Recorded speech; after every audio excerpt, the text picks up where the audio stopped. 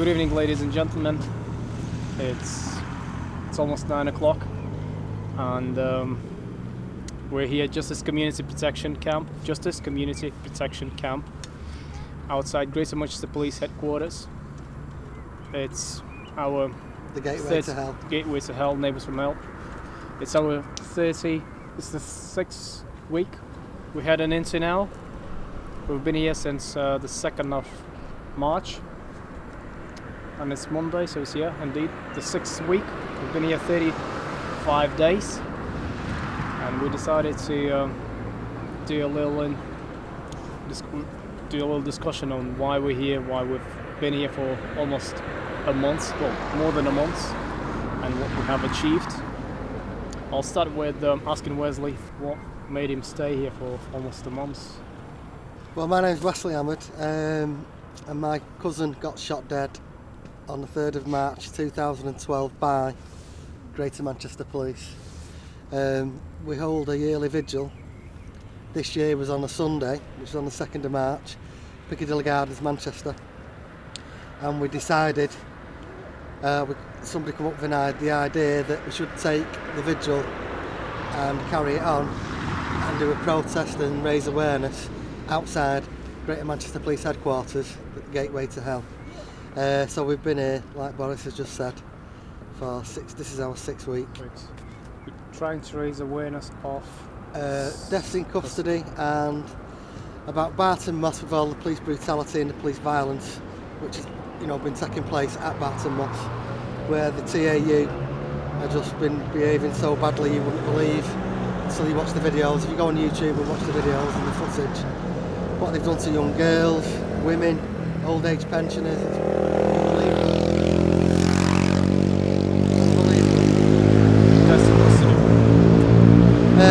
so one of the reasons why we're here as well is to raise awareness that there's been over 6,000 deaths in custody, and there's never been a conviction against anybody who works for the state.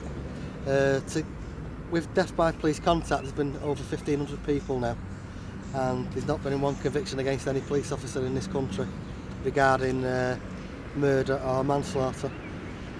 The numbers are phenomenal, and nobody seems to bat an eyelid. It's just hard to say, so we're trying to summarise what we've been through and how many times the police have tried to stitch us up. We've been accused of criminal damage, allegedly of committing criminal damage, of attempted burglary, trying to get inside Greater Manchester Police Headquarters.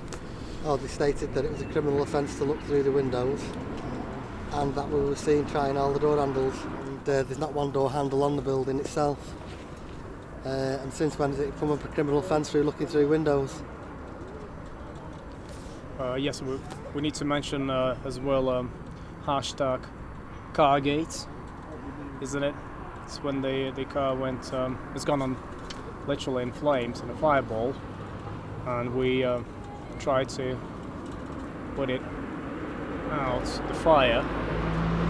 We used 2-hour extinguishers, and the police didn't do anything whatsoever. They didn't even, although a few people might say the job of the police is to keep the peace and of course to divert the traffic, and it's not for them to put the fire out. But indeed, if you look onto the Bambuza videos we've uploaded, it's all been live streamed. You could see that the cars were still going on the roundabout. It actually happened just over there, just behind me. The cars were literally passing by, and the police weren't doing a thing. It was disgusting. The car was burning, the whole sky was black from the smoke, and the police weren't moving for 7 minutes at least. Well, they didn't come over for 7 minutes, but what we think is, because as we went over to put the fire out with the fire extinguishers, the doors were open, we looked inside the car, and all the car mats were on fire, which we thought was a bit suspicious. And then we used our fire extinguishers, stepped back from the car, and there was a couple of police officers on bikes hiding behind a sign over at the working police station across the road, and all the other police officers were looking through the windows, and none of them had come over and come out. So we were shouting over to them to come out to assist with to put the fire out, and they all took no notice. However, the petrol tank went bang, and then after that there was about 7, if you watch the video, you can hear about 7 explosions going off in the boot. And we think that the police had put shotgun cartridges in the boot to try and discredit us through us protesting, raising awareness outside GMP headquarters.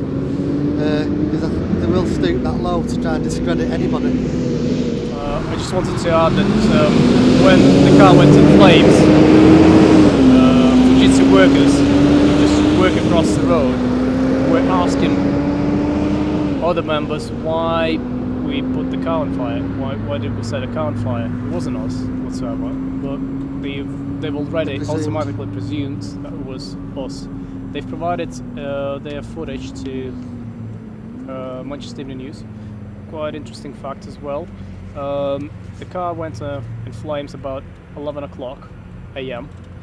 and Manchester Evening News already put an article at 11:43, was already online with a Facebook page covering the event. I believe, well, you need to be the correspondent should have been typing the article while the car was still burning, in my opinion. It was too quick to do it. I mean, it's just ridiculously quick. Well, somebody from the Manchester Evening News actually come out of the headquarters and walked across the road who did the article. So it was as if it was staged by Greater Manchester Police, like I say, to discredit what we're doing over here, raising awareness. Yeah, that's why we've got the bed sheets claiming that Manchester Evening News is GMP rag, Greater Manchester Police rag. If you look through the recent articles, they were trying to expose corruption within Greater Manchester Police. You'd see that I personally believe it's been all orchestrated. They're trying to downplay what we're trying to raise awareness of. They're trying to expose corruption, what GMP literally wants them to expose. They're trying to do the article even today. They've tried to cover the police commissioner getting away with claiming potentially just £900 million, just within 3 £1 years. million, and there'll be no consequences. We know it, but what we honestly want the media, mainstream media, to expose is deaths in custodies, assisted suicides, trafficking, human trafficking, paedophilia, which is running rife throughout the establishment. Why GMP do not investigate complaints, and why we don't have any independent body to investigate the police. We have the Independent Police Complaints Commission, but the Independent Police Complaints Commission isn't independent. You've got people have an illusion where they think that ex-police officers go into the IPCC when clearly it's serving police officers who get promoted into the IPCC. You also get ex-police officers who retire on a full pension, and then they go into the IPCC, which the taxpayer is funding once again. It's just, the corruption's unbelievable. And the IPCC are the first people who you meet, the first organisation within the police force, who are totally corrupt. And then regarding deaths in custody, you've got the Crown Prosecution Service who defend and protect the police. Give an example. If I commit a crime, the Crown Prosecution Service will charge me for the highest crime they can get away with and run me through the justice system. And obviously, if I'm found guilty, I will go to jail. If the police commit a crime, such as murder or manslaughter, they'll turn and twist the charge upside down, will water it down, and they will go for the lowest possible charge they can get away with. I'll give you an example. My cousin was shot dead by Greater Manchester Police, and what they've done is, instead of charging the police officer or the officers who were involved in the death of my cousin, what they've gone and done is they've charged Sir Peter Fahey with a health and safety breach, which means, and bear in mind that I've spoke to Sir Peter Fahey on many occasions at these police commissioners meetings, and he's always stated to me, Wesley, we're just as frustrated as you are. The length of time it's taken before we get the IPCC report or before we have our inquest. So what he's gone and done is he's pleaded not guilty to this health and safety charge, which means it's orchestrated to push our inquest further away from us. And obviously, so we're not going to see any justice now for another couple of years, if we're going to get any anyway, which I don't think we will, because everything's set up to fail the public if there's a death in custody. So if Sir Peter Fahey gets found guilty, the taxpayer pays the fine, and that fine goes into a justice system where you can't get justice from, and that's how corrupt it really is. Unbelievable. So what the Crown Prosecution Service has said, that it's not in the public's interest to charge any police officer who was involved with shooting my cousin because they used proportionate force. However, my cousin, after he got shot dead, was indicted into a trial by the CPS and by the police, into a trial which was on the 3rd of September 2012. Now, my cousin got shot dead in March 2012, so they indicted a dead man into a trial, knowing full well that he couldn't represent himself. Therefore, what they did that for, that was orchestrated as well, to, if they got a guilty on my cousin and his friends for the day when they got shot, the day while they were on the car park, they would have justified why he was shot dead. But because we were outside protesting, the only reason why we were there protesting is because obviously our Anthony couldn't represent himself, he's dead. So how can anybody, nobody can represent somebody who's dead. So we were there protesting, and what we did was we was giving leaflets out to people coming in and out of the courts. Now the judge got wind of what we were doing, and he threw the jury out before he actually picked the jury, and then he read our leaflet and he said to the legal team and the CPS that it looks like we're going to have to tell the jury that Anthony Grange is dead. So I was sat in the courtroom thinking, I couldn't even believe I heard what he just said. So in other words, they wasn't going to tell the jury that my cousin was dead, and they wasn't going to tell the jury that he was shot dead by the police. But because we were there protesting, they had to tell them, because they were worried if they'd had a leaflet. The trial lasted 3 weeks, and all his friends, 3 of them, and our Anthony got cleared. They were all found not guilty. So that implicated that they were there, and that, Anthony was shot dead for no reason whatsoever. But when the police kill somebody, when there's a death in custody, the police have a method statement with the media to demonise and character assassinate the person they've murdered, and they do it every time somebody dies in custody. On this occasion, they said that my cousin was an armed robber and a drug dealer, although if you check his antecedents, his past record, he's never been convicted of armed robbery, he's never been convicted for drugs, and he's never been convicted for violence. So this is what, everything's orchestrated, everything's set to fail, the family. And the length of time it takes is to try and grind the families down while you're fighting for justice. And this is how it works, and they've got away with it for decades, and nobody has ever beat the system. There's not one barrister in this country who has ever managed to get a conviction against a police officer in this country. Not one. So obviously there's something seriously wrong with the way it's conducted. Yeah. Were there any police officers on the jury panel? The judge asked the jury, was there any police officers or anybody related to any police officers in I think it was 30 people before they picked the jury, and 7 hands went up. One of them was a full GMP serving officer, and the rest were all related somewhere, married to him or related to police officers from Greater Manchester Police. It's very good representation, isn't it? Well, is this on the jury? This is on the jury, yeah. You couldn't make it up. You really couldn't. But anyway, like I say, they all got cleared. So now the headline should be proven innocent man by a jury, cleared by a jury, innocent man shot dead by Greater Manchester Police. But you'll never hear it. You'll never hear it. You'll always hear, conspiracy to armed robbery, shot dead by armed police. You'll never hear the truth. Who do you think's at the top, and who do you think's behind it all in the system? All this corruption and. Well, we were talking about it the other day, and you've got a pyramid, and at the top, if they wasn't corrupt at the top, the people below them who were corrupt would be obviously arrested, charged and jailed. But because the people at the top are covering up for the people at the bottom, it's all entangled. And why do you think they do that? I mean, because they've been getting away with it for decades. They've been getting away, for centuries they've been getting away with it. There's no justice in the courts. The courts are a corporation, they're a limited company. Their courts now are only designed to orchestrate money out of you. That's it. That's everything, isn't it? Well, Everything originally in the police were business. set up to be peacekeepers. Their role's gone now for protecting the public. Protect the public and the property. Yeah, if you see on the side of the vans, Fighting. people. protecting people, fighting crime. It's not. It's actually the police are fighting people, protecting crime and corporations. That's why all these corporations are tax avoiding, tax evasion, and they don't have to pay a penny in this country. And nobody's in jail. There's not one banker in jail for all the orchestrated. Recession? It's not a recession. It's a global robbery. We'll get to that in a minute. I think we need to mention a few other campaigners. It's Billy Salton, why his mum is campaigning here. Yeah, there's quite a few. Billy Salton died in custody. He was neglected. He went in. He handed himself in.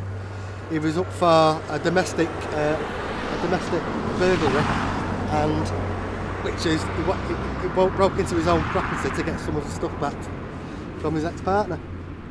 The police put a warrant out for him, so he handed himself in. Within 2 days he was dead. He explained to them that he had, what did he used to get? The Seizure? Yeah, he used to have seizures and fits. He explained that to the custody sergeant. They put him into a cell which had a video recorded, but nobody knew how to work the video and nobody watched the CCTV. So he was in the cell having seizures undetected. Then he got transferred from Cheadle Heath Police Station to Stockport Magistrates Court, where again G4 Amy, the security firm, which is another private corporation by the way, who were in control of the magistrates in Stockport, he had another couple of seizures in there undetected, and he actually died in his cell. The inquest took 12 years for the inquest to come about, and the coroner found the police not guilty, found G.O. Amy not guilty, found Medax not guilty, so nobody actually got done, and she made 40 odd recommendations for the next person who dies in custody, and that's how it works. Unbelievable. Yeah, we also need to mention www.savethefamilyhome.com. Yeah, Mr. Faruqi from Greater Manchester. He was set up by Greater Manchester Police regarding terrorism, and he's actually now doing 4 life sentences. And Save the Family Home. They've got a couple of houses in their names, and the police are trying to take the houses back for proceeds of crime, even though the police had fitted his dad up, Mr. Faruqi up. They had 2 police officers undercover for, is it 8 months almost? Or is it 8 a months, year? I think, yeah. They invited him into the home, looked after him, meals, food all the time. Really looked after him, and they stitched him up. All for just speaking on how he thinks about terrorism. So Yeah, you can go to jail now for just whatever you think, so you need to be careful what you're thinking, because you can be put away for life for it. Yeah, but this particular campaign now is not about terrorism. It's about saving the family home. As otherwise, it'll set a very interesting legal precedence. As you know, if you are a drug dealer and you're arrested, your house or all the proceeds of crime will be confiscated by the state. But in this case, his father, Harris's father, has been convicted of. He got 4 life sentences, and he's going under terrorism legislation. So, literally, there are no proceeds of crime whatsoever. But they want to create an impression that these are proceeds of crime and confiscated. So, literally, in the future, if anybody, say your family member, is being accused of terrorism, your house and all your possessions will be taken from you. So it might be actually yours, your sons, the whole family lot might lose everything, and it creates a feeling of fear. So if you notice, if you notice that your family member is involved in some kind of activity, you would first of all you'd go and report him to save your assets, isn't it? That's another mechanism of fear. Yeah. It is run on fear, isn't it? It is unfair. The whole system's based on fear. We also need to mention Martin. Yeah, Martin Ferran. He was stitched up by the Birmingham Flying Squad nearly 40 years ago now. He served 18 years on a charge of armed robbery. What happened was he ended up driving into a roadblock in Birmingham. A police officer put his head in the car, asked him what was he doing, heard his Irish accent, and he said he heard the police officer pull his head out the car and shout, "He'll do, he's Irish." He ended up getting 18 years, of which he'd protested all the 18 years he was in jail. I don't think he originally got 18 years, but he ended up getting 18 years. Why do you think we never heard anything about things like that? I think it has been on the news, but it's gone undetected, like most things do in this country. A lot of it gets played down. Martin Ferran did a protest on a roof. He used to do protests all the time in prison, and he ended up being on a prison roof for 47 days, 47 nights. In fact, the prison officers cut his food supply off, and he lived on pigeons. Unbelievable. He also mentions that the prison officers assist in suicides as well, where you think people have hanging themselves in prison, then actually it's the prison officers doing it, killing people in prison, which is occurring on a regular basis. On a regular basis. This might be a good opportunity to bring in something about the wider struggle,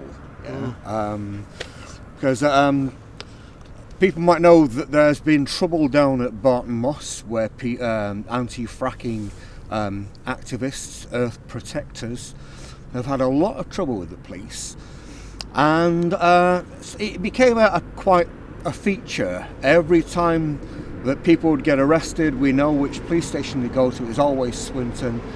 So we'd end up having a party outside the Plod shop in Swinton. And then last, I think Thursday, Martin Ferran graced us with his presence and told us this party we had there, this gathering, something about 10-15 people gathered round, and Martin told us about some of the things that were going on in the prisons, right? And of course about his own case being stitched up. So towards the end of all this, it was decided that we need to do something more. We can't simply wait for another anniversary of an assassination such as happened with Anthony Granger.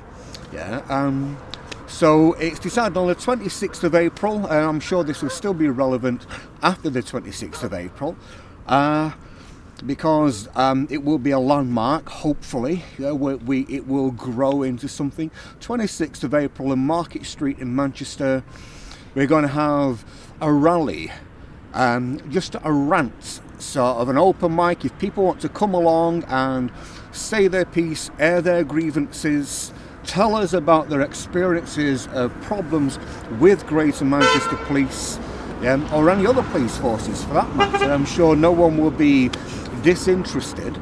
You'll be welcome. When's that again? That's on the 26th of April. It's a Saturday. Right. In Manchester on Market Street. And hopefully, yes, people can also just come along and listen to some of the stories, just be educated by people who've been at the sharp end and have suffered. These are heroes like Martin Ferran. To be able to have the courage not just to not be cowed by these people, but to be willing to stand up and inform everybody else. I mean, it's just wonderful, right? So I'm going to do everything I can to facilitate this, and I'll hope to see you all there, folks. Yeah, going back to Martin Ferran, it's quite sad really, because he's got, like I say, he's been fighting now. He's been out 20 years and he's been fighting to clear his name. He's dying of cancer, and they've given him 3 years to live. All he wants on his grave, or his tomb, is that it was an innocent man. Really sad. It is really sad what they did to him. I'm speechless. Really sad. Like I say, he's dying, but he's come over. He's seen us, raising awareness here, and he's joined in. Obviously, he thought we got sent down from heaven. We've not come down from heaven. We're all here because of all the corruption. Our neighbours from hell. Yeah, there's Why all do you think people don't get involved? scared, the fear factor. Do you think And it's I think bubble. ignorance or... Pink bubble, yeah, we'll get to that. It's the BBC and all the mainstream Yeah, media. well, the mainstream media videos. completely ignored us. They completely ignored us, even though this is a serious demonstration. Why we're demonstrating outside GMP's headquarters. Now, I bet you never thought you'd ever see this in your lifetime, would you? Well, it's happening right now, so people need to start waking up to to what's really going on. There's another thing. Stay on the prison theme. There's a law, 300-year-old law, which the judges and the courts and the Crown Prosecution Service and the police are reusing. This law, like I say, was 300 years old, and it was set up for when they used to duel years ago. So anybody caught up in the duel, like there was a doctor there, or somebody releasing the handkerchief, the two people dueling, anybody involved, it would be classed as a joint enterprise. So what they did was, with this joint enterprise, they can actually, say we're out in a club, somebody spills a drink on you, one of your friends has a fight with somebody else falls wrong, they die, you're there just as a witness, and you come forward and say, yeah, I witnessed it, I was there. You can end up getting roped in for the joint enterprise guilty by association, which the police and CPS and the judges and the courts are using now to put people away without any evidence. Even if you've got the phone number of somebody Anything, now. if you make a phone call, any sort of contact like that, you're going to jail for life, and you're all getting stitched up on the same charge. Jordan Cunliffe, this has happened to, he was 15 years, I think it was Gary Newlove in Warrington. Somebody scratched his car, another gang I think it was, or a group of lads, and he come out and confronted Jordan Cunliffe and his friends. One of his friends hit him, he's died, he got punched wrong, or he banged his head on the way down. Jordan Cunliffe was blind. Now he come forward as a witness and said, yeah, I was there, but I can't see, I can't see anything, I'm blind. He ended up getting a life sentence, and he's been in jail now 5 years, he's now 21, and he was put away at 15 years of age. So what can people do to help? How can they help if they're sat at home, Well, they need to be more active, they need to get on the streets. If you see people like me, Boris, John, get involved. A lot of people come past the beep in the horn for support, but nobody's actually stopping. Quite a few. Yeah, quite a few have stopped, but not as many objective. people are stopping and seeing why we're actually here. And we're here for a good cause, and mainly we're here for the public, because we're trying to protect the public from what's happening, to people who we know. I've met that many families. I've travelled all across, the UK, meeting different families, people who've died in custody, and it's one person a week, on average, is dying in custody. And nobody's ever charged. criminal? Nobody's ever charged. Going back to the question of joint enterprise guilty by association, haven't they used the same law against riots as Yes, they use the laws. They used them in Manchester as well when it kicked off in 2011, after Mark Duggan got shot dead. In the riots, I think somebody got 6 months in jail for stealing a bottle of water, and then I've been told that somebody took an Argos catalogue from Argos and got 8 months, where these Argos catalogues are for free. You just couldn't make it up. I'd really like to pose a question here to our viewers. The folks at home sat in comfort and safety with their cups of tea and their armchairs and stuff. The stuff that Wes has just been describing, right? If any of you out there know about this stuff, you have to surely you have to consider just what is the alternative to you doing something about it, right? Is this going to carry on forevermore? Or is it going to be carrying on until people like you and us get off our arses and do something about it? So, what is the choice? There is other ways of dealing with it as well. I've stopped paying my council tax. That's I've April, isn't it? I've stopped paying my TV licence. Show the piggy. You stop funding all the corruption. Your council tax doesn't go on what you think it goes on. Your council tax pays for illegal wars. It's paying for the police who can kill you at will and are totally unaccountable. It's paying for pension funds towards the councillors who are making vast amounts of money anyway, as they're all private corporations. So and his BBC TV licence, well, you're paying for all the paedophilia. You know what I mean? Within the establishment. Stop funding them. Stop funding your TV licence. Stop funding your council tax. And if you can stop funding your inland revenue, stop it. Because it's the only way to hit them through the pockets. And that's a direct way, instead of going on the streets, that's a direct way of taking action. Stop funding the corruption. Didn't there used to be a bank that you could pay into or something? That was where it would not go in the system. You could still pay like your taxes and stuff, you know, but whereas banks use it for wars and stuff now. I mean, it was just something I heard. I don't know if it's true or not. The only people making money from wars is the bankers. Triodos Bank were something to do with this. I'd recommend people do a net search on it. I believe that Triodos were trying to set up a new kind of an account they would offer, so it would kind of be much more widely available. But if you're interested in those sort of things, I'd seriously recommend just do a search on it, a net search. Yeah. Also, occasionally people come up with ideas. Like the Quakers had an idea sometime at a campaign. They called it the Peace Pledge Campaign, where they committed to only paying their taxes in apples or the like. That apparently at that time you could pay your taxes. You didn't have to pay for it with cash, yeah, or even electronically. You could pay for it in kind, so that if you owed the tax person a pound, you could provide the tax person with £1 worth of apples, yeah. And of course it just made things really difficult for the people. It would cost them money in effect. It would cost these parasites money in effect, you know, to process all this this means of us living up to their laws. Right. So, you know, eventually, yeah, people will come up with ideas. Keep your ears to the ground, talk with people about it, right? Whenever you see an activist of any sort, like you're likely to find people who are clued in about related issues, who can maybe connect you with other people and other campaigns. And if you want to develop that as a line of attack on the system, it must be a strong possibility that you'll find a way there. If you just talk with other activists, and you'll find people, you'll gravitate towards people with the same interests. Yeah, so people need to be wary, because a lot of people are thinking, I'm all right, Jack, this will never happen to me. This can happen to anybody at any given time.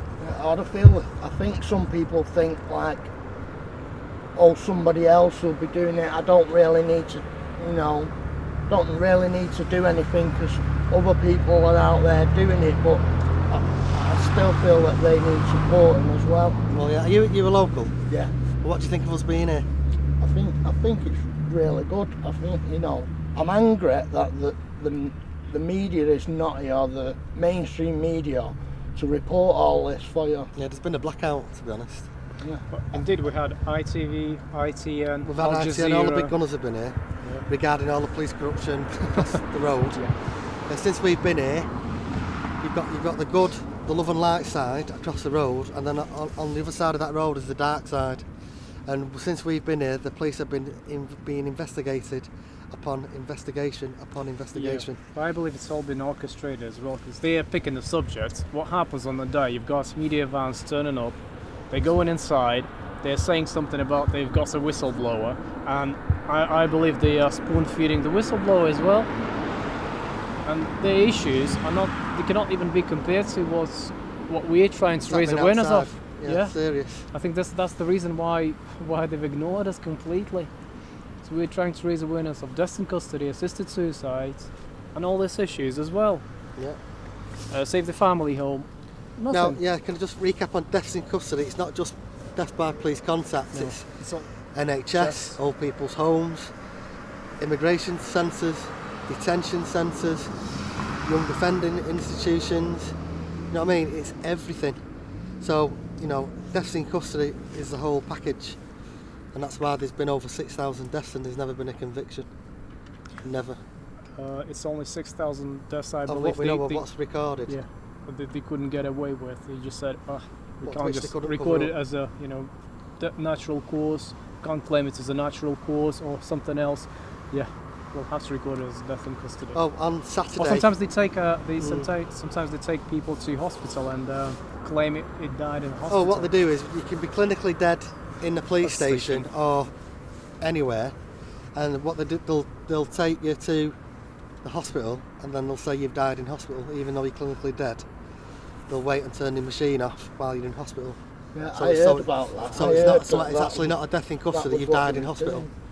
They do it all the time. Told, like if you was old and they thought that you was going to die anyway, that they would assist you. They would assist them by doing that. Oh, yeah. I mean, without their consent, obviously. I'll tell you a case. There's a case, Christopher Alder, who was an ex-paratrooper who fought in the Falklands. Now we went to Janet Alder's vigil. Janet Alder is the sister of Christopher Alder. Now she's been fighting 16 years trying to get justice. He was in a nightclub, he had a fight with one of his friends, got knocked out. The police picked him up with the ambulance, went to the hospital. He's woke up aggressive because he had a head injury. He had one tooth missing before, when he went in. The police, because he wouldn't comply in the hospital, dragged him out of the hospital. And by the time he got to Hull police station, he had another tooth missing. He was internally bleeding from inside. He was left on the floor for 11-12 minutes on the police station floor, and he was choking and gasping for air. The police were making monkey noises. It was black. The police were making monkey noises and chimpanzee noises while he was dying on the floor, and he died on the floor.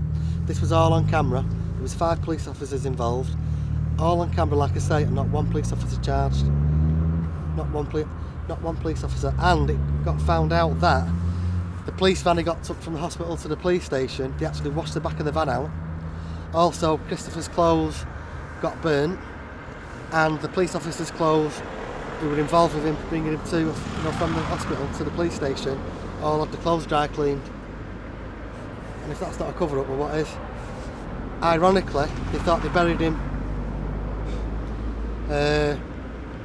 after he got murdered, and it only come alight in 2011, 2012, or 2013 actually, that they buried the wrong person. Now Christopher's body has been lying in a mortuary, hidden away, within 6 body bags, and they buried the wrong person. Unbelievable. Ironically, he fought for this country to protect people who work within the establishment, and they are allowed to kill. They've murdered him. Senseless. And they've all got away with it. Unbelievable. So she has been campaigning for 16 years. 16 years she's been battling and battling hard. What a woman she is. She is one hell of a spirit, I tell you now. But there's loads. Jacob Michaels from Cheshire. He rang the police. He said somebody threatened him with a gun. They'd gone to his home address. He locked himself in his bedroom. I think he was partying the night before. The police kicked his door in, and he ran out of his bedroom and ran into the street, into the road. The police said he had a hammer, but there was no hammer on the scene. He said he had a hammer in the bedroom. But he ran away, running away from the police, scared. Within half an hour, he died. He actually died in custody. But there was 11-12 officers jumping all over him. Whatever they did to him, tased him, gassed him, battened him, and he died. Now he went to an inquest, and you know what the coroner said he died of? Because they found traces of cocaine in his system, excited cocaine delirium, and that the 11 officers didn't contribute towards his death. And he was a fit young man. Sick. I think he was about 26 years of age, cage fighter. I mean, he was fit. You couldn't make it up. So then you've got the coroners protecting the police, the judges protect the police, the courts protect the police protect the system protects the police. some people, it's just not, there don't seem to be a law for, does there? You know, Well, they're like above the law. police. They're above the law. How can the lawmakers, yeah, and the law enforcers be the lawbreakers? Because that's what's happening. All It's happening. politicians, And then yeah. if, like Hillsborough, look at Hillsborough, if police officers retire, they're untouchable. So, as crazy as this sounds, if I committed an armed robbery, I go and do an armed robbery, get all the cash, I go and swan off to Barbados, and then I put myself in retirement. The police find out it was me who did the armed robbery. They come over to Barbados and they say, right, you've committed that armed robbery, you're coming back to England, you're going through the justice system, you're going through the courts, and you're going to jail for life for armed robbery. And I just turn around and say, well, you can't, I'm retired. You can't touch me, I'm retired. Because that's what's happening right now within the establishment. Unbelievable.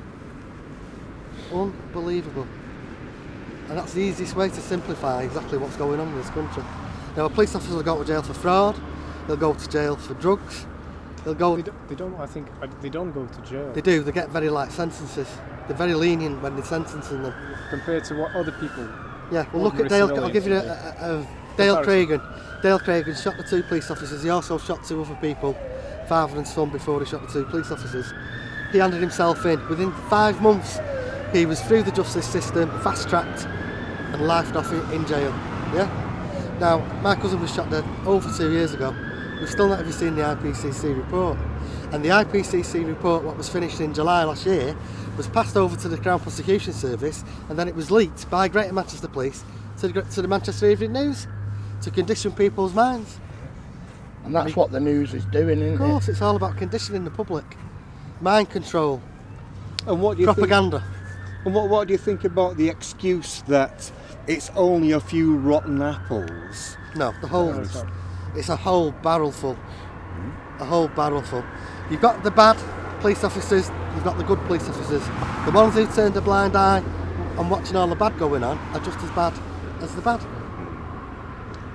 But I believe it's even worse. I believe it's even worse. Of course As, it is. um, And it's we- a hierarchy.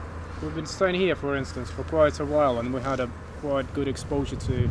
We've spoken to quite a few police officers, and you could see where they're coming from.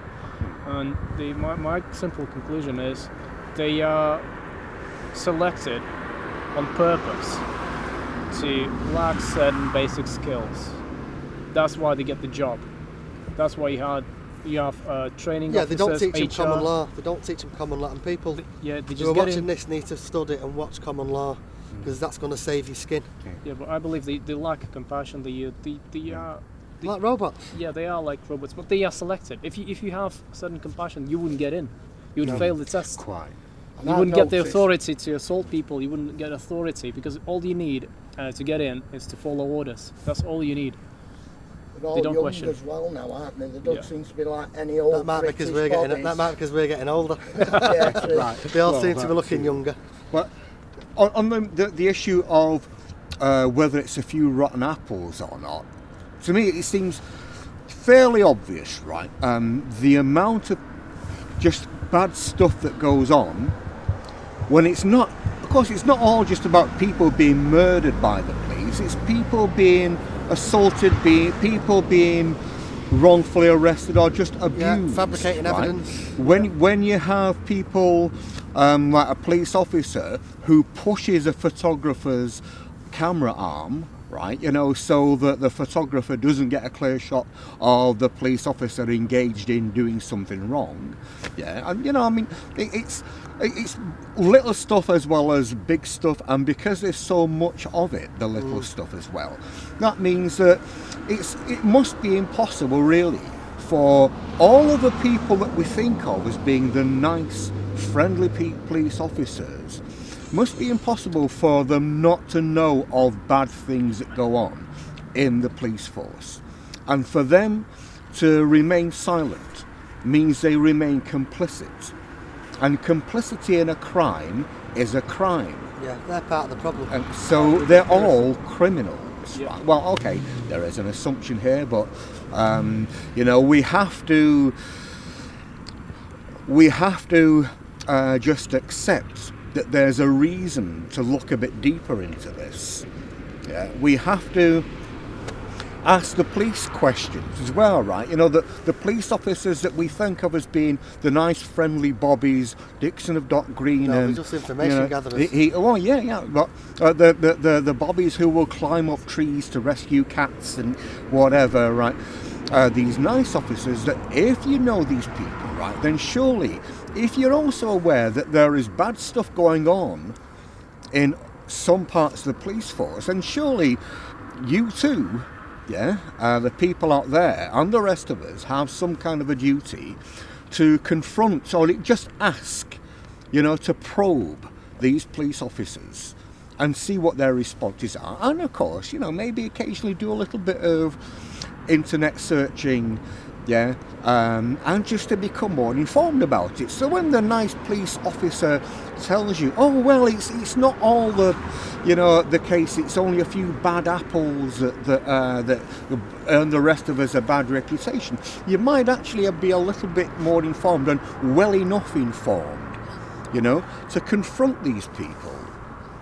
Yeah, I just like to elaborate on the issue of bad apples. Mainstream media is not playing the last role in this subject because, say, as you know, if I take an ordinary person who's never been involved with or dealt with the police itself, they are absolutely neutral towards the police. Mainstream media creates a positive image of the police. Yeah, so when certain people are confronted or have dealings with the police, they see how bad they are, or perhaps one of their relatives has been affected by it, so they know that it's all spreading. But because of the media trying to brainwash people and saying that they're good, people still believe, oh, it's just them, it's just this one bad apple, which is not entirely true. It's all of them being wrong, but the media creates an impression that it's just one that's bad apple, that's bad experience. When you look, but when you look into the system, we'll put it this way: I would say I was partially waking up to all the fraud and all the corruption within this country and across the world, but I really did think we had the best police force in the world, we had the best justice system in the world, we had the best courts in the world, we had the best judges in the world, we had the best, Crown Prosecution Service in the world. And when I woke up and I got that phone call about my cousin being shot dead, I woke up like that, in shock. I just couldn't breathe, you know what I mean? It was shock. And then when you start investigating it yourself and looking into things, I mean, don't take my word for it, you need to look into it. You really do your research. Because when you start researching, then you'll start realising that everything in this country is wrong. Not just wrong, it's all on fraud and it's all corrupt. Sweet fake, isn't it? Yeah. Nicely wrapped, fake.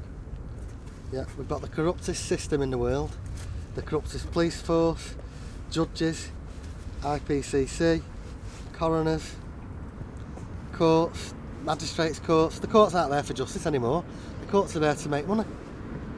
The police force aren't there, you know what I mean? They're not there to keep the peace anymore. They're a corporate entity now on, working off a profit. You've also got G4S. There's another one, another private security firm. Soon you'll be arrested by a G4S police officer. You'll be taken to a G4S police station. Then you'll be taken from a G4S police station to, escorted by a G4S security to a G4S magistrates court, sentenced by a G4S judge, and then escorted to a G4S prison. All about money, profit. They can't lose. How can they lose? Yeah. And They're building super prisons as well. Yeah. They're building one in Wales, which will hold 2,000 inmates. And also, we've had people come across from that police station to say that they've been a bad lad, and we've done a few years in jail. And I did 4 years in jail, and he worked for a company called DHL. And Speedy Hire. And Speedy Hire, yeah. DHL, and it was stick to DHL. £10 a week, 38-hour week.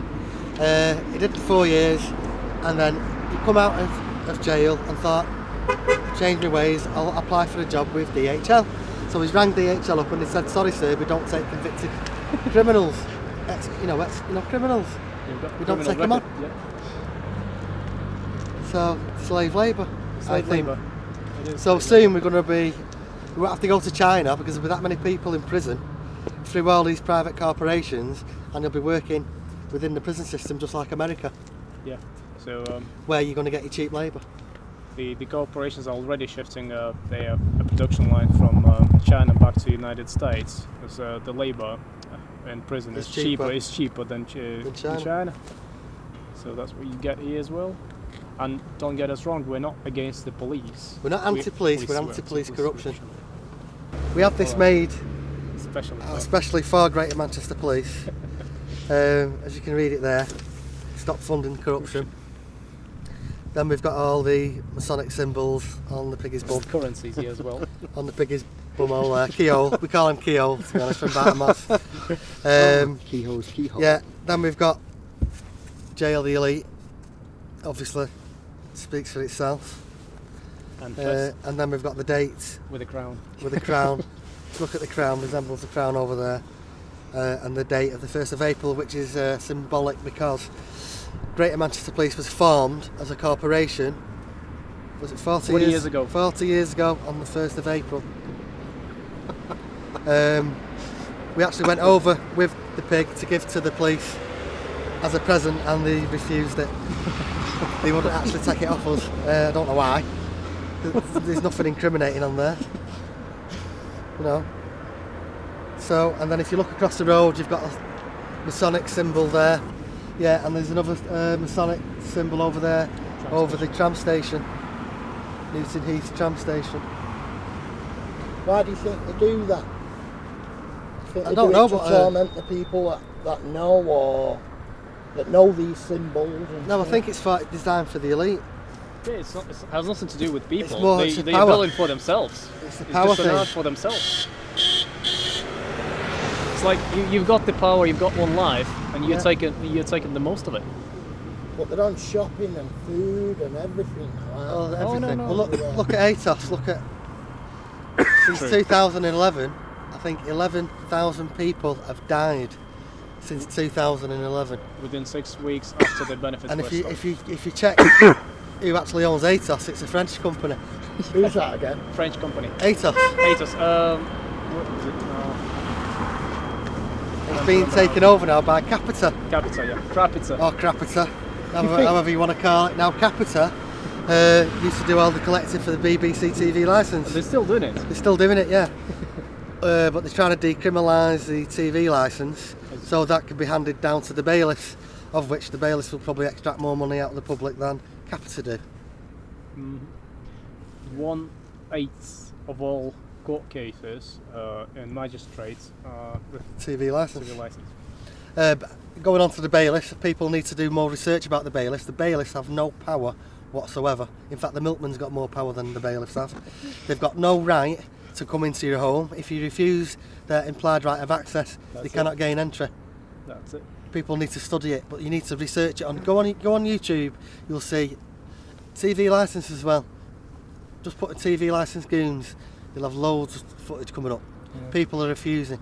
Because they seem to be playing that in the morning media, don't they? That Oh yeah. you know, the bailiffs will sort it all out lawfully. What about the TV van? You know, the TV detective vans, they've got no detection devices at all. It's all propaganda, and it has been for years. They've had the vans driving round, but they can't detect if you watch it, what you're watching and all that crap like they used to tell you they can.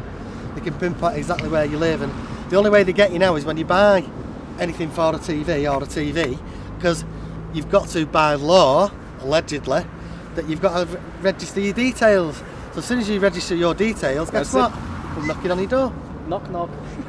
Allegedly, they use binoculars to see your window curtains open to see what channel you're watching, and they've used that to say. But it's not enough, is it? They need to provide an They need actual proof that you're live streaming. So if you don't live stream, well, in fact, if you've got a telly, go and throw it in the bin because it's all propaganda anyway, brainwash. Yeah, exactly. Is it not true they have about 7 different letters from the TV licence companies, and then once they've used them all, they start back at the first one again? Yeah. A lot of people are writing into the BBC, which I call British Broadcasting Child Molesting Association.